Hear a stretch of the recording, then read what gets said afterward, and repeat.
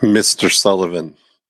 Mr. Jackson. Oh my goodness. You'd think I was in Australia, but here we are. Well, you'd think we were stranded somewhere on the mainland, Exactly. That we didn't have a Cloudlandia connection, I mean, I've been promised a lot. Holy cow. More. Exactly. Here we go. Well, welcome. It's so nice so nice to talk to you. It's been a while. Yeah. Well, we've been traveling, and you've been traveling, so here we are. Here we are, and here we are, just putting a dot and crossing the T's on 2019. I'm very excited for 2020. In a lot of ways. It's got a nice ring to it. It's got a nice feel to it. Yeah. Things are better than when it was 10-10. That's true. In many ways. Yeah. I've been reading this book called The Revolt of the Public. And it's written in 2014. And the author's name is Guri, Gurri. And very interesting because he's got quite a good description of the difference between Cloudlandia and the mainland. Oh, really? Doesn't use those words. Right. He calls it the information sphere, Cloudlandia. He just calls it, and he says it's everything related to information. It isn't particularly the digital, but he says it's the ability for members of the public to express themselves and be heard without being stifled and suppressed by the politics of the mainland. And he said this is now in a way it's got its own realm of power, and it can't be suppressed even with the attempts. I noticed that the United Nations yesterday I saw that. Appointed the Chinese Communist government to be in charge of policing cybercrime. Reining it in. Yeah, let's rein in this freedom. Yeah. Around the world. And but definitions of what constitutes cybercrime vary around the world, Yes. Yeah. I mean, what we're doing right now in China would be cybercrime. Free thought across borders by citizens. Yes. Wow, that's really, that's true. Yeah, and we're not saying things that actually reinforce the main message. So he says that we're probably in for a long battle, and that that government, period, the institution of government, will be increasingly annoying to most. He says even when they're trying to do a good job, they'll still be annoying. Yes, but the other side, the public, will never be able to muster anything to really do about it except complain and embarrass the public, and with iPhones and being able to audio and video things and catching people at their worst moments, that the public will be able to harass and embarrass and annoy the government, but probably never get their act together, because it's basically individuals who are doing it and then wanting to try to put together some sort of movement, but the movements generally are in competition with other movements, and people's attention span doesn't really last that long, so they can't really muster up political will or political momentum to do anything about it. So he says we're kind of in a standoff position right now. Oh, everybody loves to. This is the thing, is that we're, the thing about what Cloudlandia is doing, I think, in that realm is it's sparking these, you could be what's the right word for it? A cyber activist without actually getting out of your comfy chair, and going to the thing. It's really, I was quite surprised when I saw the Time Magazine Person of the Year award go to Greta. Yeah, as opposed to when you think about one of the options were the Hong Kong protesters who for months and months and months by millions have flooded the street fighting for their lives, really, and struck me as really like odd choice. Yeah, well, it's what explains the last fashion season. I mean, it's kind of like one of those things. She's sort of I think she's sort of a fashion. I was trying to think. She's either a one-trick pony. It's sort of something that goes viral on the internet because she seems to have one the truck. That if they pick someone who's not an adult, one, it's you can't really lay into her like you can Al Gore or someone like that. Right. So I think they've gotten, first of all, and then make it a 16-year-old girl. That's number two. And number three is that she's got clinically diagnosed mental issues. She's OCD.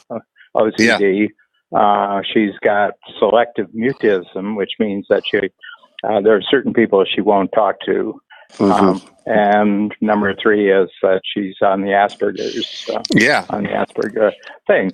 And these are described as superpowers, that she's able to see clearly where other people are distracted, and their thinking is muddied by the fact that they can pick up on social cues, and she sees right through social cues. And it's interesting, but it kind of tells you something about the adult leadership of her movement, that they're putting her out front and letting her actually do all the messaging. So, well, they're putting her. That's it. I mean, I will say it seems like putting her out and delivering their messaging through that vessel is really, I think, what's happening more than anything. But all that, it's a technique. I mean, if you just treat her that as a technique that seems to have worked. I mean. They thought, with the big conference in New York and then the other conference in Madrid, that some political action was going to come out of it. But of course, nothing did come out, because the purpose of having those meetings is to not accomplishing anything this year, so we can have an even bigger and better meeting next year. Right. Now we're going to get to action. No, it's like Burning Man. It's just a different version of Burning Man.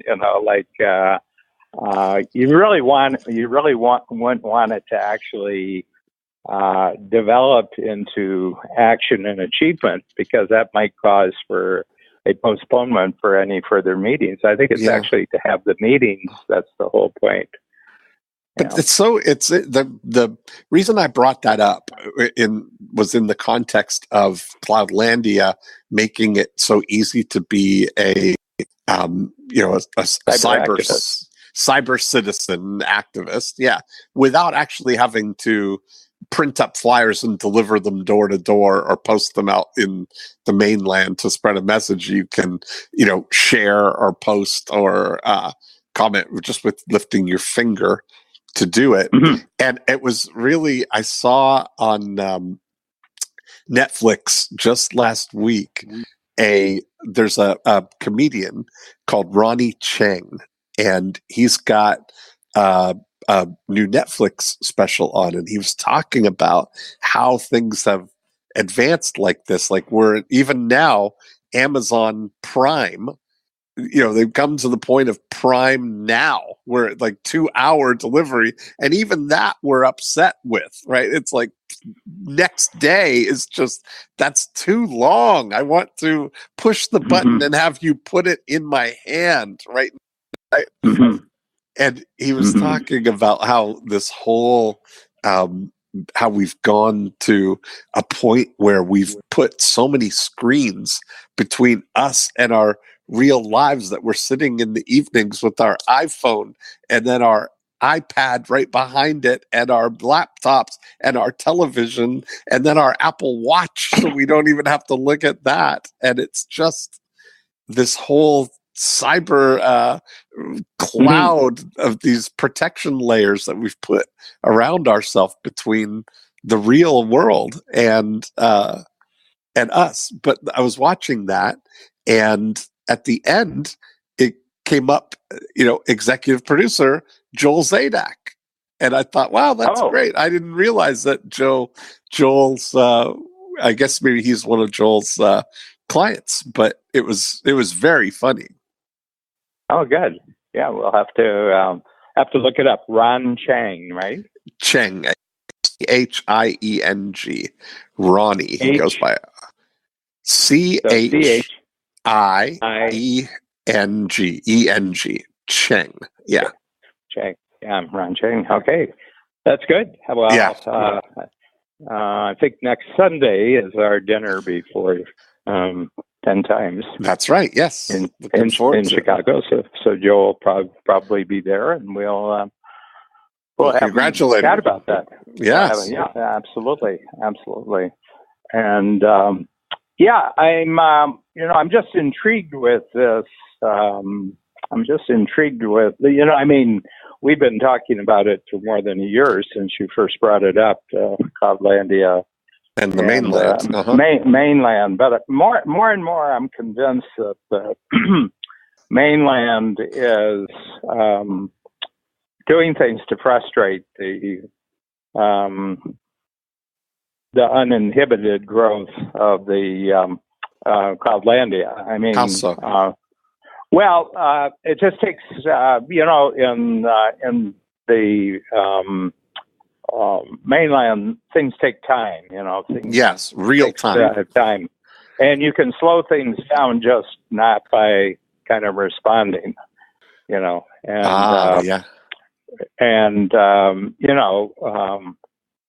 because the Cloudlandia, if you include network television, I don't know if you would include it, but it is digital, so yeah, right. They're responding to a digital taskmaster. More and more they are, because they're not making their money by selling advertising like they used to. The TV networks, they have to do it through their through the internet, their internet connections. But anyway, that you can actually slow things down if you don't jump to the bait. And so I'm just noticing, I'm keeping sort of a journal of my disconnect from television now, which is just past 17 months. Gone 17 months without television. And there's definitely a different perception of time, I have to tell you, after 17 months. And that the other thing is that because I do look at the internet every day, and I can go to any news source I want. Yes. I don't feel that I'm actually missing anything. I don't feel deprived of anything by not watching television. So can I just to clarify, because I'm not sure that I did clarify this, but when you say no television, you're not talking about like just network television or cable television. Are you saying I'm talking not turning the television. No Netflix, no, none of that. Nothing on the big screen. Okay. No. Yeah. And it's interesting because my brain has gone back to fiction reading. Yes. A lot more. I would say double in the last year easily. I'm pretty good. I'm usually knocking off a book every 2 weeks, and this probably last 6 months, it's been about one a week. And I've been on Christmas break since last Friday before last. Yeah. Not just this past Friday. And I'm on my fifth novel. Yeah. And so I'll put in 5-6 hours. But it's very, very interesting because I like the stories, Netflix is for stories, and Yes. so the story part of my brain, when it doesn't go to TV, then it goes to some other place where there's stories. Mm-hmm. Yeah. Lee Child, the writer of the Jack Reacher series, very popular thriller, writer of thrillers, wrote a very interesting little essay book. So this is not a fiction book. This is it's called The Hero, and and he said that he looks back in history. So he talks about history in terms of how many women it took to give birth before it got to him. Oh. And so the decisive point seems to be about somewhere around 10,000 mothers ago, where a mother created the next generation, including another girl who became a mother, and so on. So anyway, it's a very interesting time frame that he goes back, and on average, you're talking about 10,000 times 20 years, average generation. So roughly about 200,000 years. And he was trying to figure what they know about the Neanderthals now. I mean, there's more and more research being done, and they've actually found bodies, and they've done DNA analysis and morphology, what their bone structure was like and everything like that. And he said everything that he can tell about them is that they died out because they were too rational. Too rational. Rational. He says, yeah, they were actually much better rational thinkers than humans were. They had a much bigger brain. Okay. And he said, and both species and all other humanoid species went through a huge freeze. It was like 800 generations. The Great Freeze was like 800 generations. And he said they estimate that not very many beings came out of the humanoids, but only the humans came out. So there's no other evidence of any other humanoid, big, medium size, or small, that came out of that. And he said the big thing that seems to have happened, which humans had, was that not only had they mastered language, but they had mastered making up stories. And it was actually the ability to make up stories about things that didn't exist that actually gave them a tremendous advantage over the Neanderthals, who really could think about next day's dangers, or they could talk about next day's dangers of what we're going to do. But they were kind of like planners. And humans weren't planners; they were storytellers. And he said the power of storytelling is probably humans' greatest capability. I mean, for example, with artificial intelligence, we can make up all sorts of stories about them. We can insult them. We can say they're idiots. We can gossip about them, and artificial intelligence can't do it back. So it's at a disadvantage right off the bat. Mm-hmm. And then we can make fun of the people who program artificial intelligence. We can assign them a third-class social existence on the planet so that there's no reward to actually go into that line of business. Wow. It's funny when you say the rational part that you think about. I read why negative news and negative stories are more readily accepted or paid attention to, is because we have a bias towards danger. Towards that are if we had to if our ancestors back in those caveman days had to rationally evaluate every oncoming situation, whether it was a threat or not, we would be extinct. But because we're leaning towards survival as the highest thing, that when ever threatened, the fight or flight mechanism kicks in to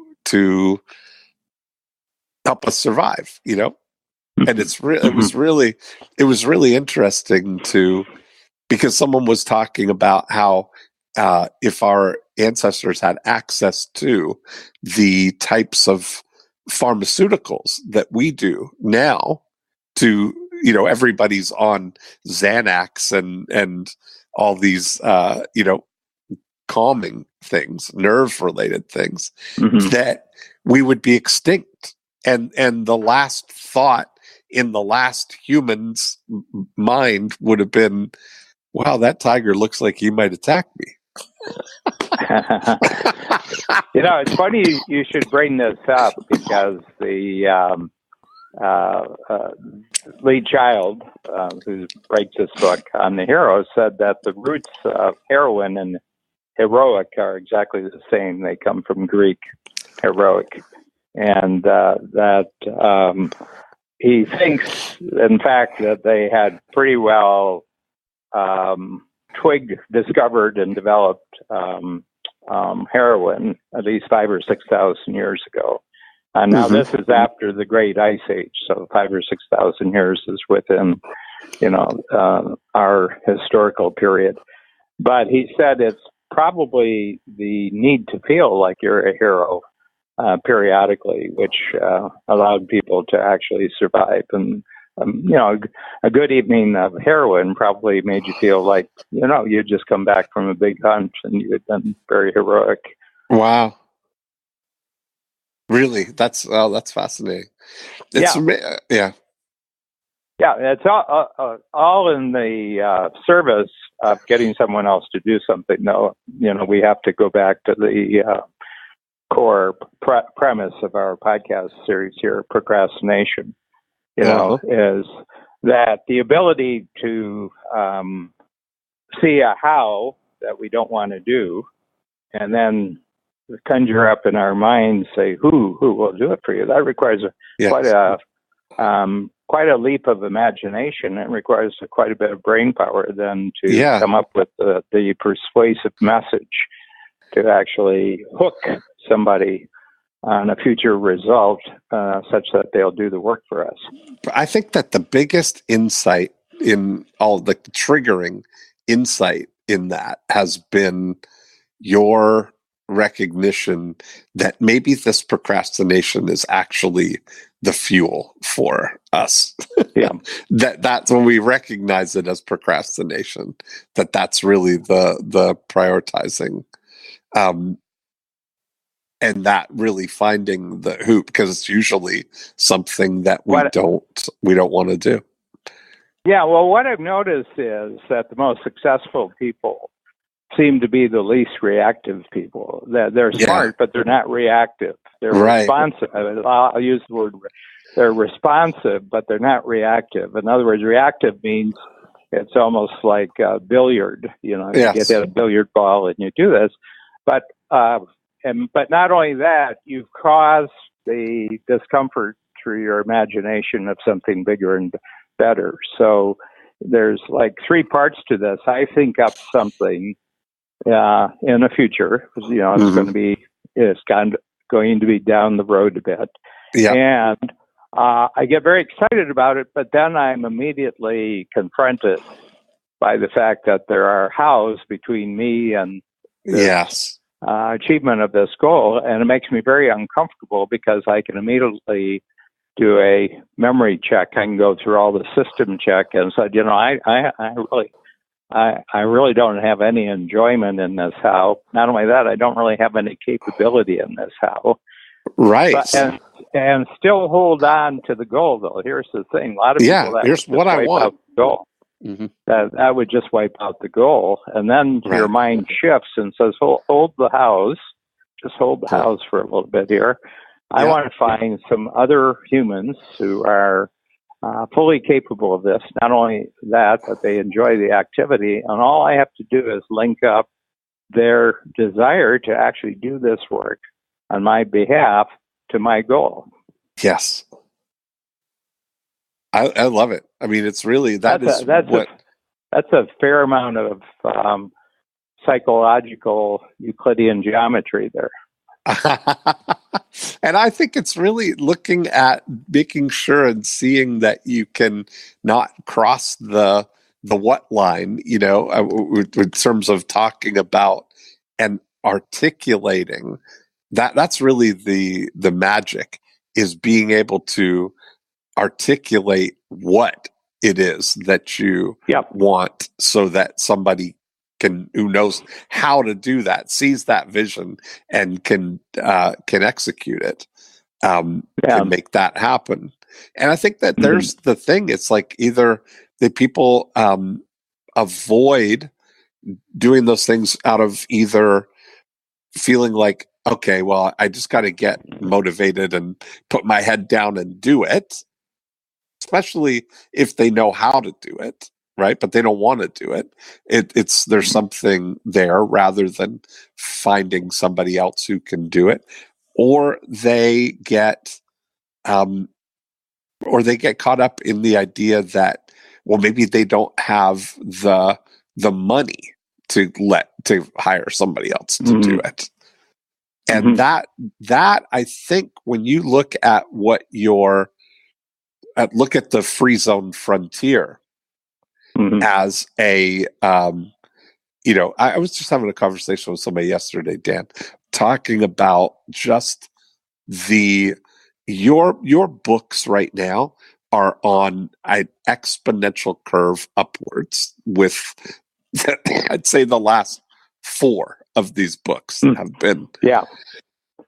You're just the clarity, thank you. The right onness. I mean, when you go from the Always Be the Buyer, which I just finished reading, which is the newest one, and the Free Zone Frontier, and Who Not How, and Who Do You Want to Be a Hero To?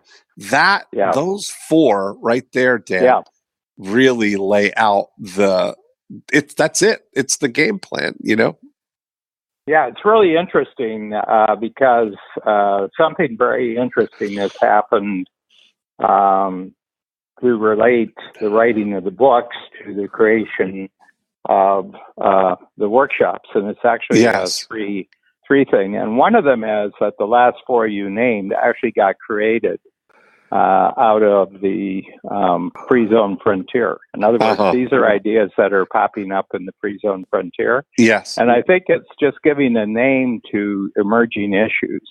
Yes. That there are emerging challenges that free zone frontier entrepreneurs are experiencing. And then you put a name to it and you talk to it a little bit. And then I come back and I say, well, I've got another book to write next quarter. Maybe I'll write a book on this. And that started just about a year ago. I think probably about a year ago. And then I did 2 of them, the Who Not How and the Who Do You Want to Be a Hero To? Yeah. And the next quarter I said, instead of waiting for people to get their book at the workshop, why don't I just, the moment they come back from the printer, which is always before the beginning of the next workshop quarter, I said, let's send the books out to everybody 10 times and above, which is about, 550 people. And what I noticed, immediate jump in people walking in the door in the morning and say, gee, I hope we're going to do something on that. Yes. And I did. Yes. And then I used the book to actually create half of the workshop. Actually, that started with the Who Do You Want to Be a Hero To? And then all of a sudden I began to see I got a complete cycle here. And the one you'll see a week from tomorrow, that'll be the 10 times. This is on Always Be the Buyer. And the whole morning is about always being the buyer, in terms of the buyer is the person who can do rejecting.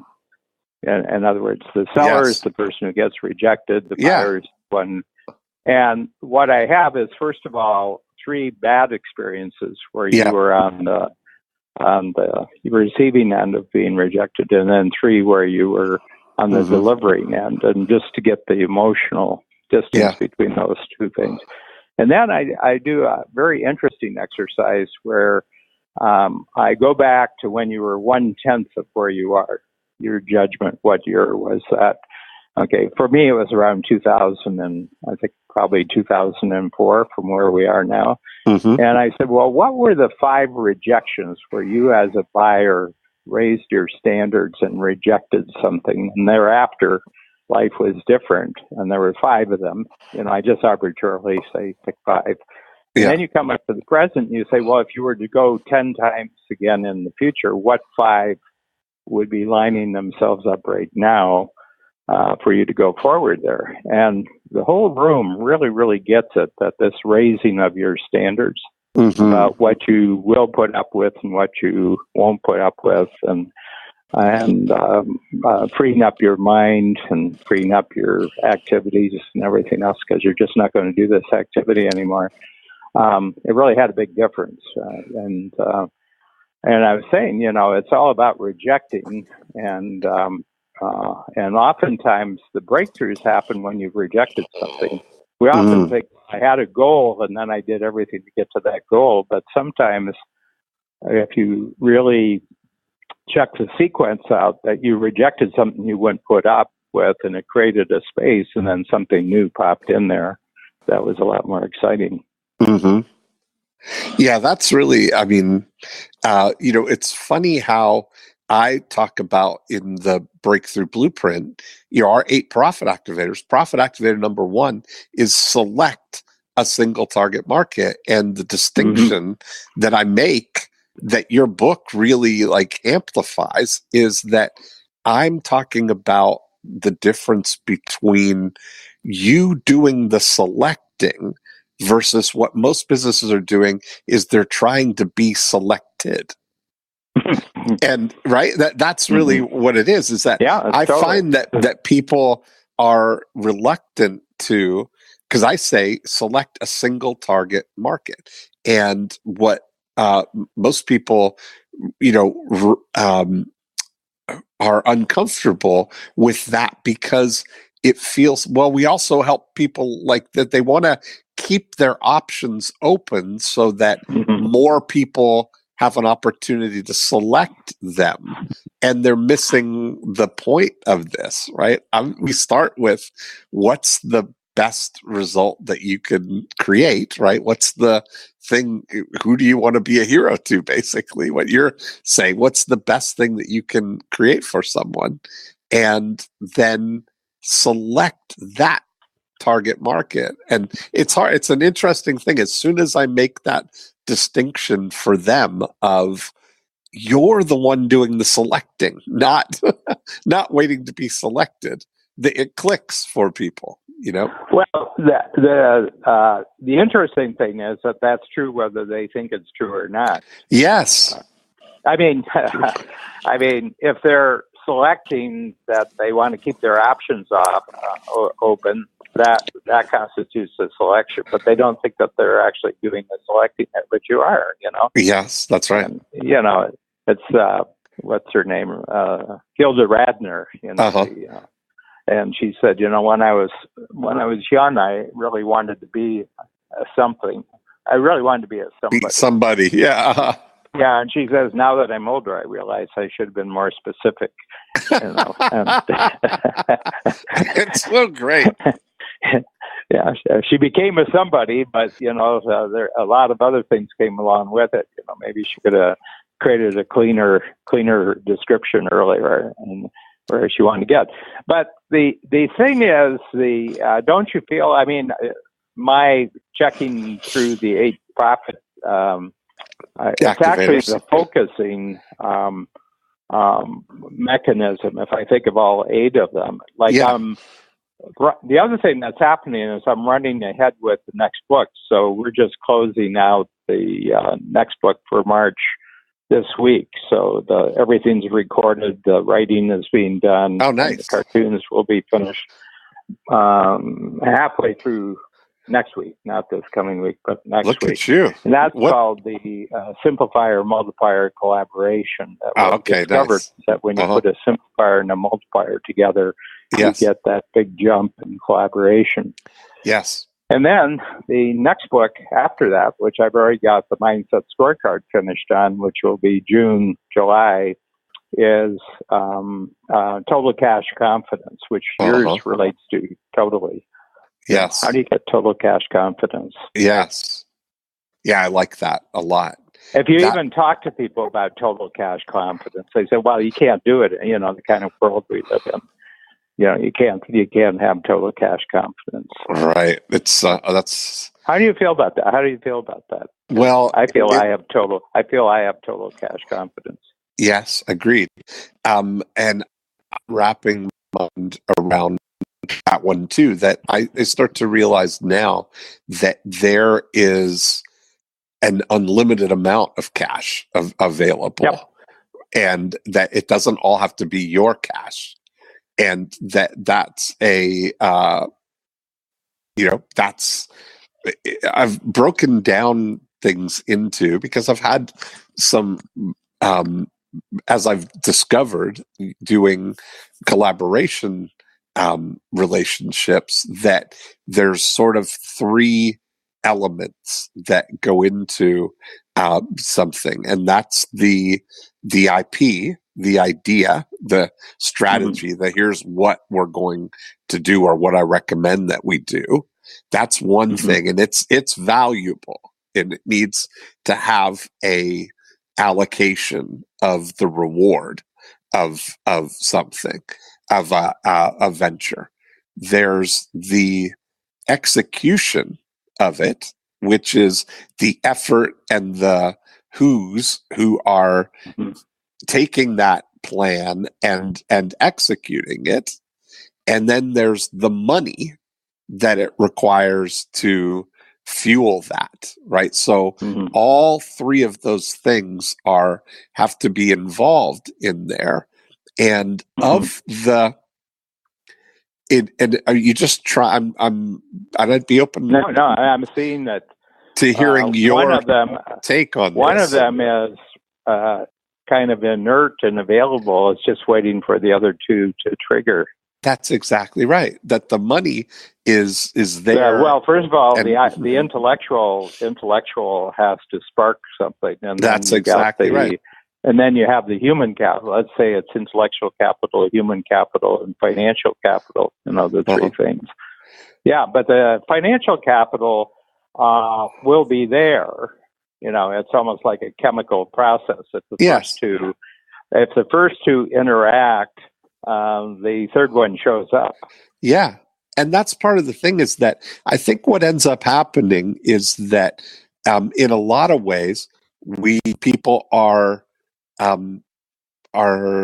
not patient, in that they're... Well, not only that, they see themselves as not the cause. Right. They don't see them.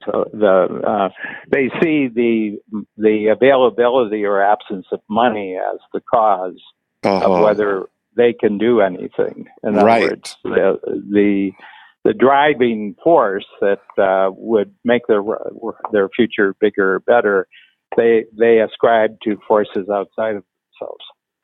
Yeah. What's your take on total cash confidence, just to give us a primer or a... Yeah, well, the first thing is, and I go back to an old psychological concept which popped up around the 1950s and 60s. I think it was sort of a psychological movement called transactional analysis. It started. Guy's name was Eric Berne, and he became very famous for a book he wrote called Games People Play, 1950s, 1960s. But he had an interesting thing about how people learn.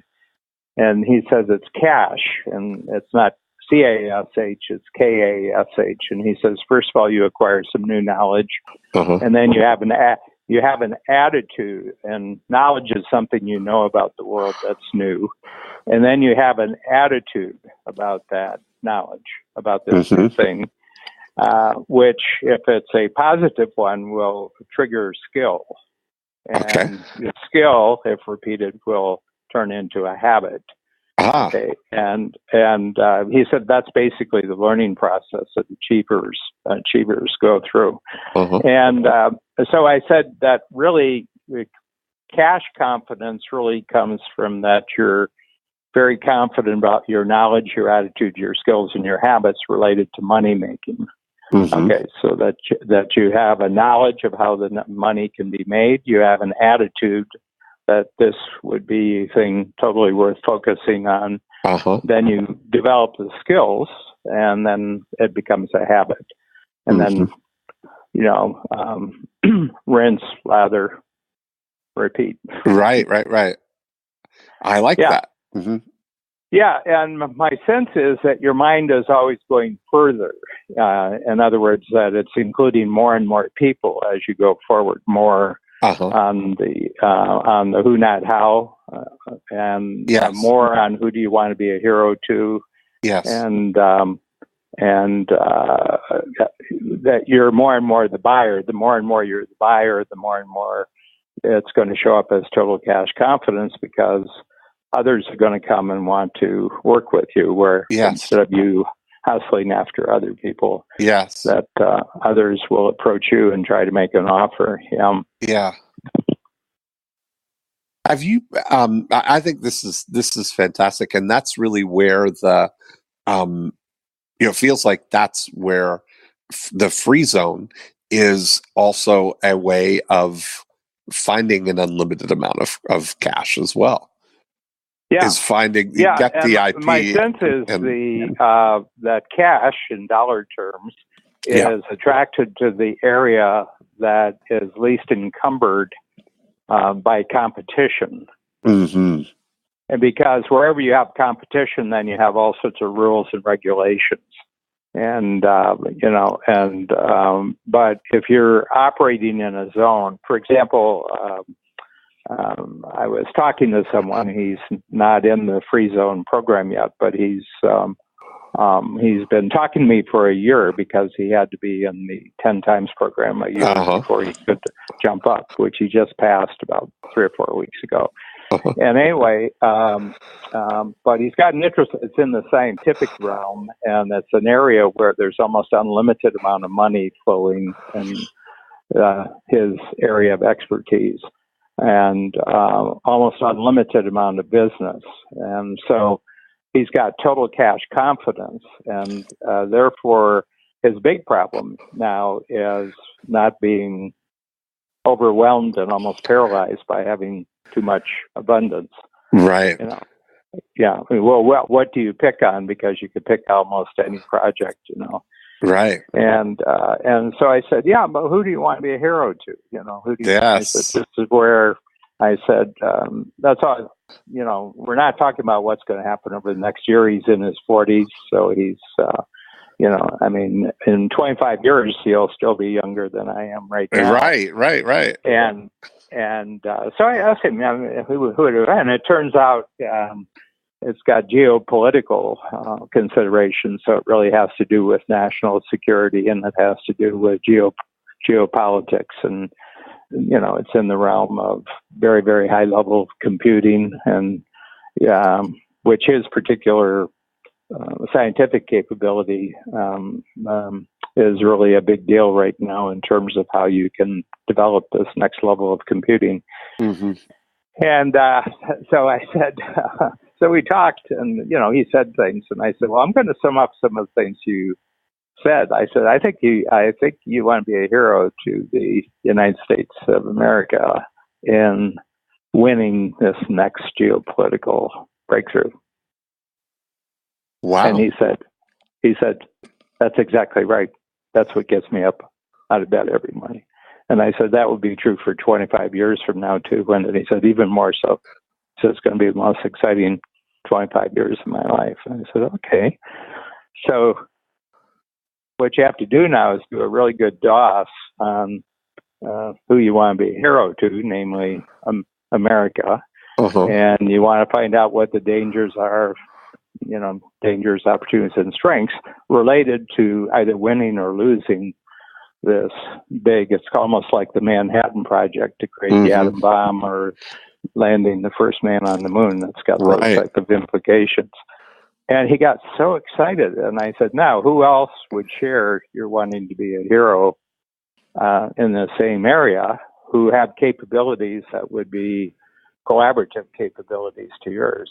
And he says, oh, I can think about 5 or 6 right now. And I said, well, check backwards and see if it's true. And I said, he said, well, these aren't really, really big players that you would think. I said, no, the big players are very confused on this one. They don't want to play, who the guys at the big tech companies, they don't want to be a hero to anyone except themselves. Right. But to Wall Street, right? Yeah. And I said, so I said, but it clarifies that. And I said, and then I asked him, are you a simplifier or a multiplier? Are you the simplifier or are you the multiplier? And it all clocked into place. But the big issue, and it goes back to the conversation we're having, he's just got total cash confidence. I mean, and he hasn't had that up until probably the last 1 or 2 years. And it was because of factors. Well, it was his own capability, which is not in large supply on the planet. But the other thing is just the way the world is developing have just meshed. And they've met, and all of a sudden he's got this situation. I said, now you want to take advantage of this total cash confidence in the best possible way. I mean, you don't want to squander it. Right. Wow. So... but he'll be in 6 months. He'll be at our sessions. I can tell. In March or April or whatever. Yeah, probably. I'm just realizing this will be our. So we're coming into 3rd year now of Free Zone, right? April will be the start of the 3rd year. Yeah. That's amazing. Yeah. But things have, intellectually, things have moved really at a brisk pace. I'm noticing, that I'm really more challenged than I have been in a long time with. But I think you're my mind. Yeah, I think you're, like I said, you're definitely like rising to it because the books, even since then, the conversations that we're having and and the executions that we're seeing are phenomenal. So, yeah.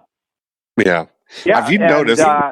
It's almost becoming like a normal activity. I mean, one of the, it's so, I mean, when you think about the conversations that we have, in the free zone frontier, we've got check boxes in our head saying, that fits.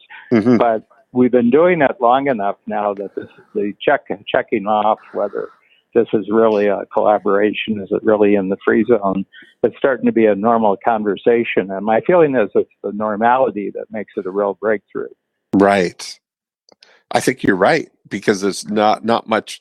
It's what's really helped me is this thinking about the approaching from the receiving dock versus the shipping dock, which I mean that's really that's where all the competition is out fighting at the shipping dock to get a little scrap of what the companies are sending out, and yet they're even the truck drivers are fighting each other for for routes. Yes, exactly right. Yeah. And that's the whole thing. But freight, they want freight and stops. Yes. And But nobody's competing at the receiving dock. You're met with open arms, and that's kind of a fascinating thing. I've been paying attention. Like, do you kind of keep your eye on or a file of outside free zone collaborations that you see that are evidence of what's going on? I just saw one that's pretty amazing. Tell me. Kanye West and Joel Osteen. Oh yeah. No, I was really interested in when I saw that. Yeah. So well, he's Kanye's a real in the world that you think that he would come from. He's a real shit disturber right now. Yes. Because he's screwing up a message. He's screwing the message is, of course, that the non-democratic side are the racist. Of course, but historically, it's not true because everything related to slavery and mistreatment was always on the Democratic Party side. It's been a little bit of a sleight of hand in the last 40 or 50 years. Yeah. Yeah. But I think he's got, he may be like a Ronald Reagan, like he started off as, a B-list actor in Hollywood, and he's got a bigger vision about what he wants to do. Uh-huh. And now, the interesting thing was he went and he's been doing his Sunday service and all these things. All of his music now is completely God-based. And so he went and spoke and performed at Joel Osteen's big mega church. And now they are going to do a stadium tour, including, Yankee Stadium. And they're going to, kind of do an old-fashioned revival tour, I guess. But what an interesting... a special surprise that Pastor Trump will probably drop by. Pastor Trump.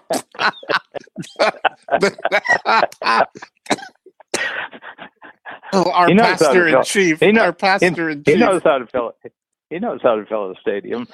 Oh, that's so funny. The pastor in chief. That's right. He'll come by. Yep, the pastor in chief will come by, and he'll. Yeah, I mean, and he grew up, as a churchgoer. There's no hypocrisy about this. He was Presbyterian, and he went to who was his name? He was a big deal. He was a pastor, but he was the preacher of positivity. I'm trying to think what his name was. Norman Vincent Peale. Norman Vincent Peale, 1950s. Yes. Memorial Presbyterian Church, one of the real big churches in New York City, and that's where his father went, and that's where he went. And he grew up with that stuff. That's funny. But that's, I've been watching and paying attention when these things happen. That's a huge crossover moment. I mean, that's for sure. A cultural star moving over the line into evangelical territory, and the two of them on the right side of the political spectrum. Yes. And their audience overlap. I mean, it's be an interesting thing that now that Kanye is making, that he's making, parent approved music or church approved music, that opens up a whole nother starving audience of kids whose parents won't let them listen to secular music or whatever, know. And it opens up Kanye's whole audience to Joel Osteen. So that whole thing is really that's an interesting. Kind of funny. I think it helps Joel Osteen a little bit more than it helps Kanye. I think maybe. I mean, but I whatever think, it is. First of all, because his is entirely a white, pretty much of a white audience. Yeah. And so he's crossing over too. He's crossing over into another realm, Yeah. And he was getting to be a little bit gold-plated, right. Yeah, and this allows it, probably gives him some creds the other way. I mean, so I've been watching, like going all the way back now too. I watched a series on the History Channel called The Foods That Made America. And they're telling the stories of the, big food dynasties that have come, like the Kellogg's and Post, and how the Hunts. Yes, they didn't do the Hunts, meat but people. they did the Heinz. They did the Heinz. Heinz, yeah. But they did the Hershey story. Yeah. About Hershey chocolate. And then what was an interesting thing is that their next competitor, which was Mars, Mars was a collaboration between Hershey and they convinced Hershey to let them use their chocolate in making his candy bars that he had done, and then they became, neck and neck, the biggest competitors, while being collaborators. I think, Sears and Roebuck did a lot of that too. I mean, Sears was the Amazon of, the Amazon of the catalog, day, but but the big thing was the railroads, because Sears was a railroad clerk. He was a shipping clerk. And that's where he got the idea that with the railroads in, that you could get stuff across the country really fast. It's just that there wasn't a lot of stuff to get across the country. So his big thing was to fill in the missing, the first mile and the last mile. The big thing he worked out.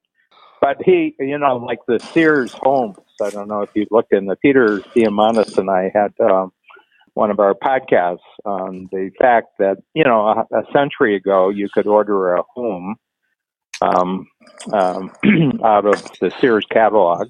Yeah. It was right in, and you could pick your style, and then you had to get a local carpentry company.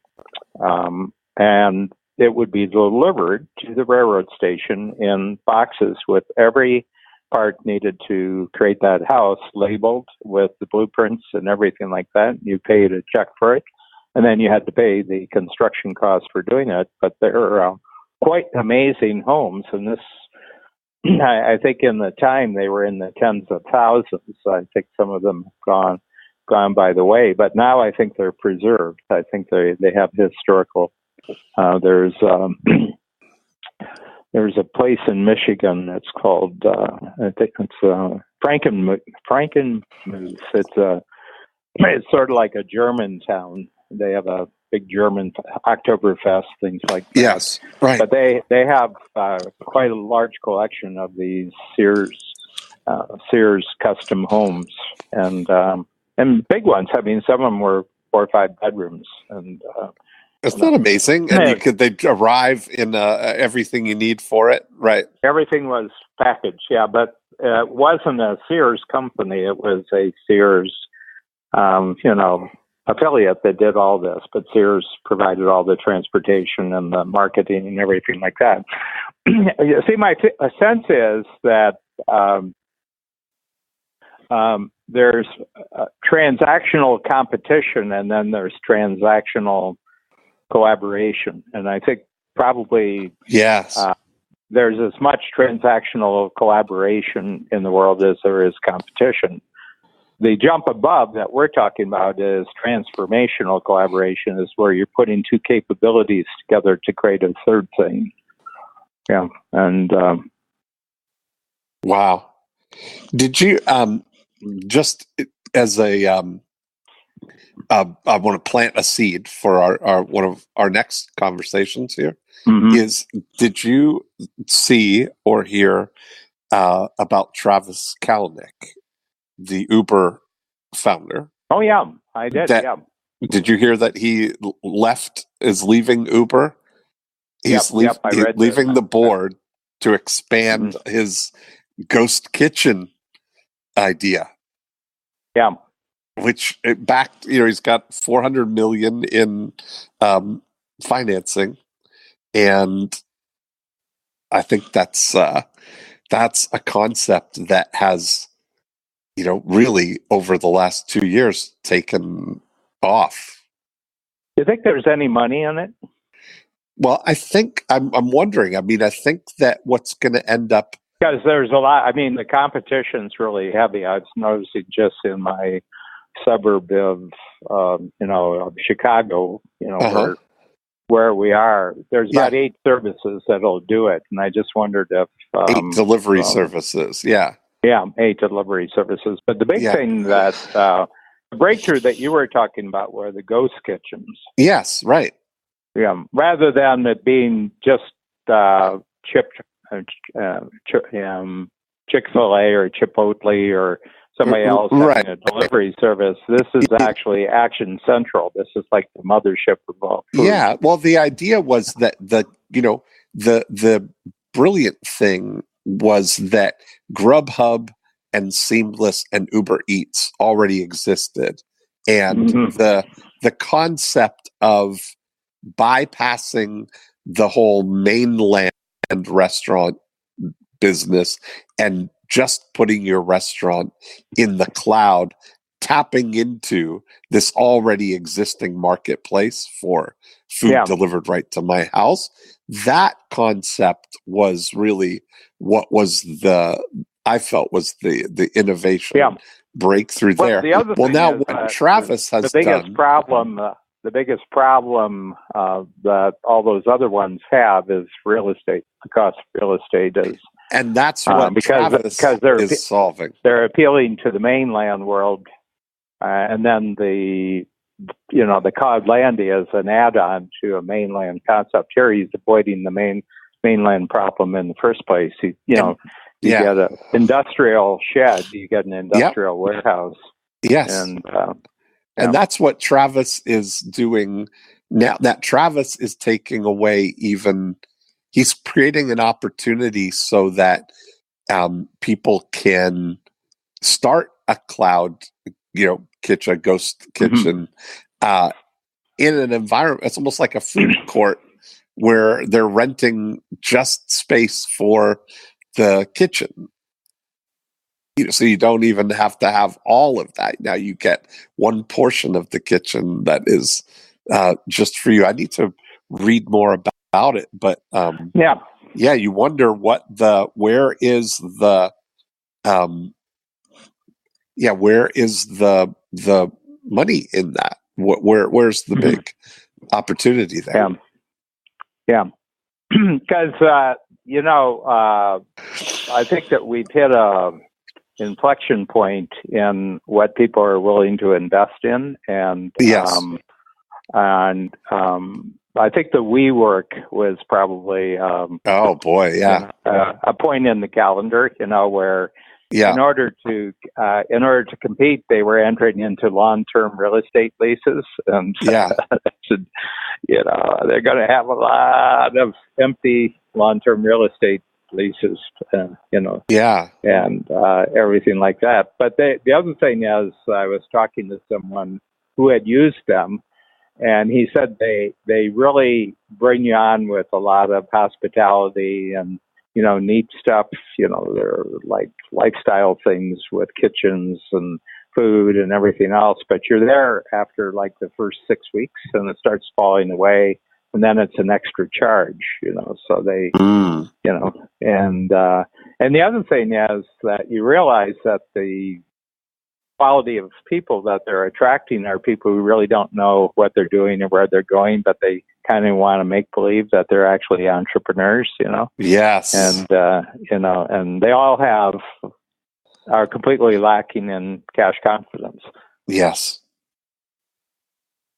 And there we have it. Yeah.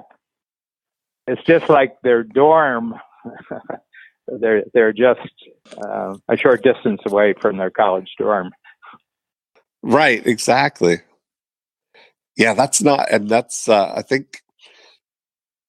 I can't wait for this decade. It's just going to be so exciting. So many things at the cusp. Well, I'll see you in the next decade. That's exactly right. I will see you in the next decade. I've enjoyed this decade. We had a good decade. This is a good one. We ended it with a bang. So we really did. We go into the new one with momentum. That's it. Awesome. Okay. Well, happy New Year, Dan, and I will see you next Sunday. Yeah, bye. Okay, bye.